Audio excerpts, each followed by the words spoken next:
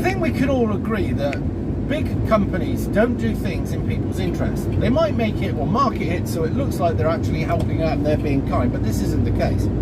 Now, Iceland have got together with a charity and I don't know who else, and they've made a thing where you can get a loan from 25 quid up to, I'm not entirely sure how much, but you can get a loan to buy your shopping interest-free. It's terribly kind, isn't it? However, this doesn't fix the problem. Now, some of you may be old enough to remember things like Tick, buying things on Tick. And then some of you may also remember payday loans, which generally speaking, a lot of people who ended up in the payday loans, basically you had a loan to tide you over in the week and you had to pay it back on your payday. But what would usually happen is it would escalate and you'd end up borrowing more and more money, because a lot of the people who borrowed it for all the wrong reasons, and ended up so that when the wages came around they had nothing. So they were in debt and also no money. Not a good idea. And having a loan to pay for your food is a bad idea. And to be honest, the people that actually end up maybe taking this loan will probably not be in a financial situation at any point to pay it back. Now, some of you may or may not be aware that the banking system's idea to keeping customers is get you in debt and keep you there, and then offer you this and that to help you with your loan, but actually really in truth it doesn't help you at all. So this is the problem. We have food that's going to cost stupid amounts. We have people that aren't getting work at the moment, people that are in debt, and because they're in debt they need to take on more debt just to get by, and this will escalate until basically, who knows?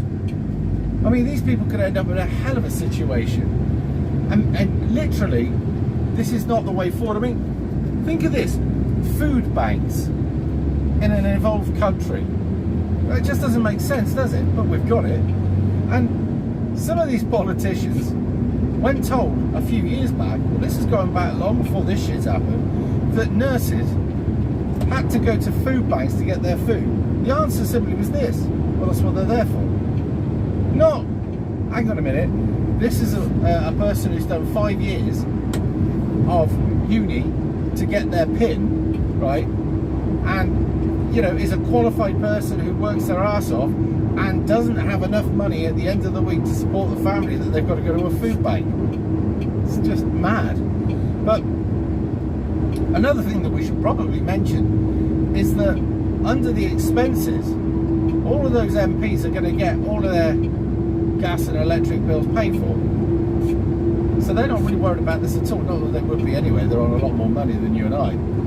But we are in dire fucking straits when you have to go to a cheap market chain, food market chain if you want, and borrow money just so you can buy their cheap food, which obviously can't be that cheap because you can't afford it. Mental. Have a look for yourself. Whenever I do a video like this, if I'm talking about a topic, go and Google it. It will come straight up and you can go into more details. I just cover the top end of it and bring it to your attention. But yeah, I've got people who are messaging me via either WhatsApp or Facebook or whatever. If you're going to send me a link, please do me a favour and text underneath or above what that link is about, because there's a lot of you that get hacked, and I'm worried that if I open up this thing and you've been hacked, that could be bad. So if you just send a link and all it does is come across a link, I'm not going to open it up. It's common sense. But I hope you do like the content. Also, if you haven't seen it, Van Man has done a response to the video that I had done about him, which went out on Paz's channel, and he wants to bridge the gap between us. But I have to say, as much as he wouldn't be my first choice in persons to go out for a pint with, I would literally, and I've said this before, I will work with the left, because we're both left, right, somewhere in between. We're all in big trouble. and we're all going to face the same shit. And it, you know, he can point his finger at the Tories, right, or he can point his finger at this, that, and the other, which is his entitlement. Personally, I've seen the slow decay of this country happen under Labour government, Conservative government. It didn't matter who was in, they carried on the work of the idiots before. I can't think of a time worse than now that a government has worked as hard as it can against the interests of its own people. So when he says the Tories are doing this and the Tories are doing that, he is right. But unfortunately, Labour are bad. But he did say in his video, and you've got to give the guy credit where it's due. He said in his video that I don't fucking like Labour, but in his view, Labour are better than Conservative. I'd have to have said, going back ages ago to the last time I voted, I would have disagreed. But I can't say that Conservative are any better for us than Labour. One, you die quickly, the other, you die painfully. It's like taking your poison. And he is right also in his estimation that the two-party system doesn't work and that nobody else ever stands a chance of getting into a position of being votable under the current way of voting. Well, I'm not surprised. They've done it that way so that you have A or B.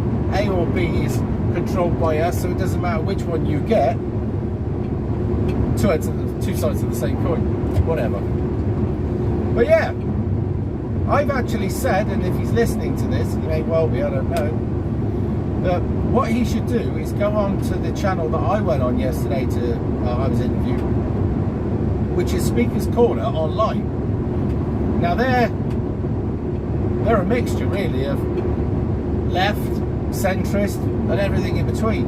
Now I think if you want to have a debate and you want to be taken seriously in having a debate, going to a neutral channel like that where they control it would probably be better than a left person going onto a right-wing person's channel or vice versa, because they're more likely to cry that it was unfair. But if you get somebody neutral, I think it would be more beneficial for all parties. And obviously it would help the channel that hosts it, just a thought. I know that Anna wants to have a live stream with him. Anna has got less than 1,000 subs at the moment, but I thought it was more about what the person has to say as opposed to how many people are going to watch. Whatever. Anyway, I'll carry on. Another long fucking day. I'll see you in a bit.